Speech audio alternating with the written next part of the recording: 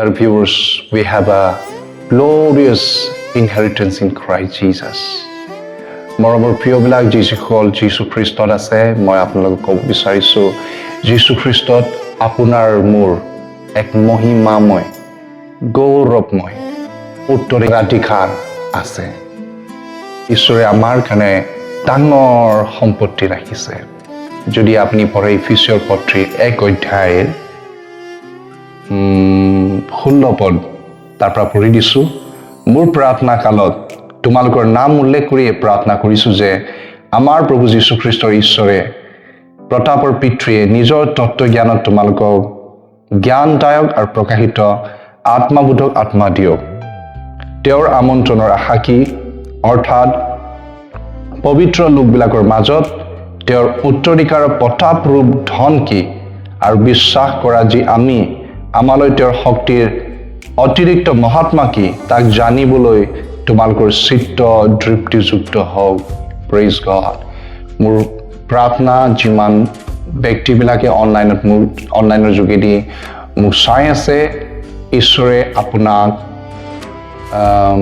বুদ্ধি আৰু প্ৰকাশনৰ আত্মা দান কৰক আৰু আপোনালোকৰ চিত্ত পোহৰে ভৰাই দিয়ক আপোনালোকৰ কাণবিলাকত ঈশ্বৰৰ অভিষেক যীশু নামত আহি আছে যাতে আপুনি খ্ৰীষ্টত যি আপোনাৰ আৰু মোৰ ইনহেৰিটেন্স উত্তৰাধিকাৰ তাক আপুনি আৰু মই যেন বুজি পাওঁ তাকে ঈশ্বৰে আপোনাক পবিত্ৰ আত্মাৰে সহায় কৰিব প্ৰেইজ গড মোৰ প্ৰাৰ্থনা যে ঈশ্বৰে খ্ৰীষ্টৰ জ্ঞানত আৰু তেওঁৰ জ্ঞানত যেন আপোনালোকক বঢ়াই নিয়ে প্ৰেইজ দ্য লৰ্ড আহক আমি নিৰন্তৰ আলোচনা কৰি যাম খ্ৰীষ্ট যীশুত যি আমাৰ উত্তৰাধিকাৰ আছে প্ৰেইজ গড যদি আপুনি পঢ়ে ইফিচিয়ৰ 4 অধ্যায় 24 পদ ইফিচিয়ৰ 4 অধ্যায় 24 পদত লিখা আছে সত্যতাৰ ধাৰ্মিকতাত আৰু পবিত্ৰতাত ঈশ্বৰৰ প্ৰতিমূৰ্তিৰ দৰে সৃষ্টি হোৱা নতুন পুৰুষক পিন্ধিবলৈ তোমালোকে শিক্ষা পালা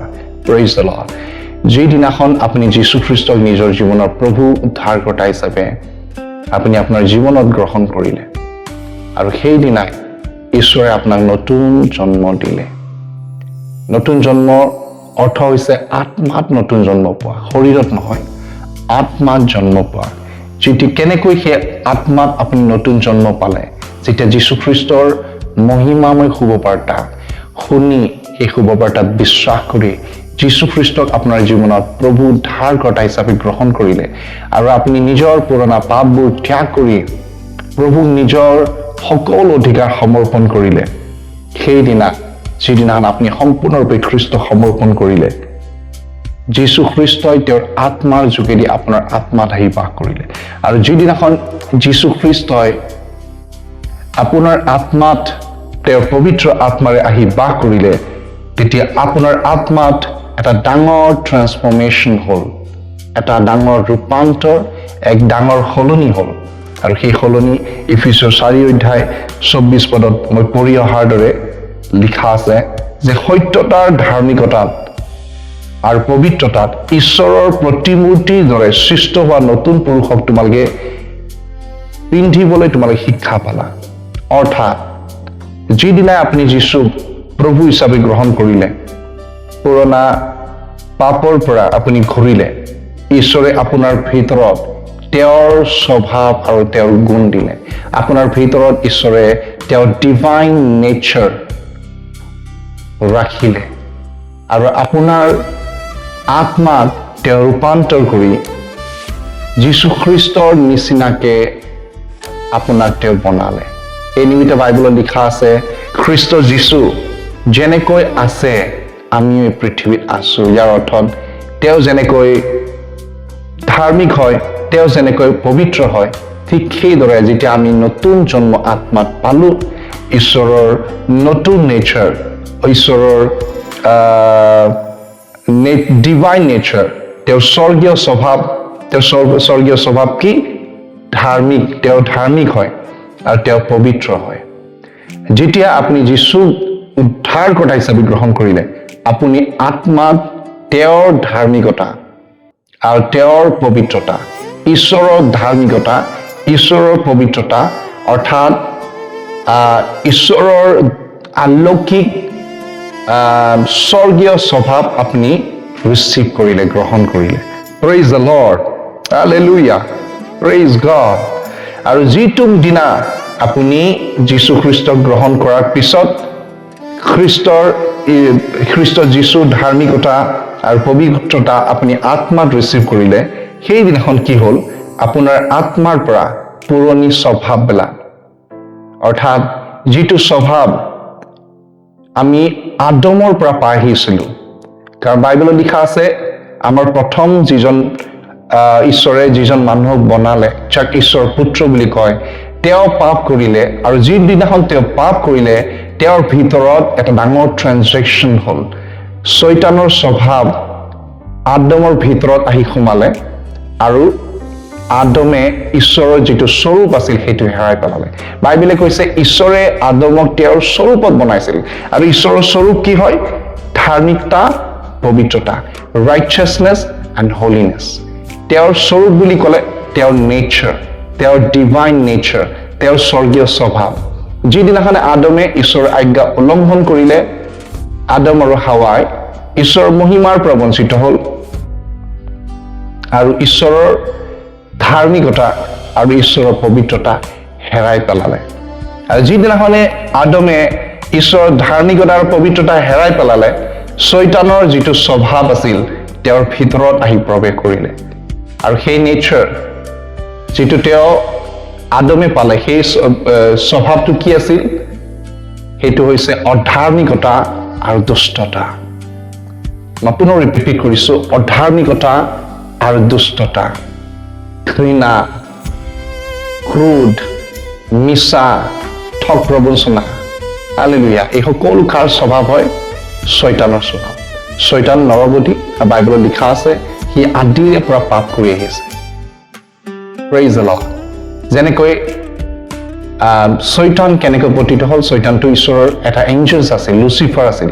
তেওঁৰ নাম আগতে লুচিফাৰ আছিল। শয়তানে যেতিয়া তেওঁৰ মনত গৰ্ব সোমালে যে মই ঈশ্বৰৰ নিচিনা হ'ম, ঈশ্বৰৰ ঠাইত গৈ মই কি কৰিম? মই গৈ বহিম। ঈশ্বৰৰ যি উত্তৰ দিশত চিউল পৰ্বতৰ ওপৰত বহে তেওঁৰ সিংহাসনত, সেই সিংহাসনত মই বহিম। যিদিনাখন তেওঁৰ মনত এই ভাৱনা আহিল, সেইদিনাখন কি হ'ল? লুচিফাৰ শয়তানলৈ সলনি হ'ল। Praise the lord, hallelujah. আৰু যিদিনাখন আদমে ঈশ্বৰৰ আজ্ঞা উলংঘন কৰিলে, শয়তানৰ কথা মানিলে, শয়তানৰ কথাত এগ্ৰী হ'ল, শয়তানৰ বেয়া স্বভাৱ কি হ'ল? তেওঁৰ ভিতৰত আহি প্লেণ্ট হৈ গ'ল, তেওঁৰ আত্মাত প্লেণ্ট হৈ গ'ল, আৰু ঈশ্বৰৰ স্বভাৱ আদমে হেৰাই পেলালে। কিন্তু এইটো গুড নিউজ, যদি আপুনি যীশুক বিশ্বাস কৰে, যীশু খ্ৰীষ্টক বিশ্বাস কৰিছে, আপোনাৰ আৰু মোৰ কি আছে? এক মহিমাময় উত্তৰাধিকাৰ আছে। আৰু সেই মহিমাময় উত্তৰাধিকাৰৰ প্ৰথম যিটো ব্লেছিং, ফাৰ্ষ্ট ব্লেছিং মই আপোনাক কৈছোঁ, সেইটো হৈছে ঈশ্বৰৰ নিউ নেচাৰ, ঈশ্বৰৰ ডিভাইন নেচাৰ আপোনাৰ মোৰ ভিতৰত স্পিৰিটত আহি কেনে কি হ'ল? ডিপজিট হ'ল। Hallelujah, praise god. ঈশ্বৰৰ ধাৰ্মিকতা, ঈশ্বৰৰ পবিত্ৰতা আমাৰ ভিতৰত আহি বাস কৰিছে। আৰু আপুনি যদি চাই 2 কৰিন্থীয় 5:17 পদত লিখা আছে, এতিয়া যিকোনো খ্ৰীষ্টত আছে, খ্ৰীষ্টত থকাবিলাক লিখা আছে, যিকোনো খ্ৰীষ্টত আছে তেওঁ নতুন সৃষ্টি, পুৰণিবোৰ লুপ্ত হ'ল। পুৰণিবোৰ লুপ্ত হ'ল। পুৰণিবোৰ কি লুপ্ত হ'ল?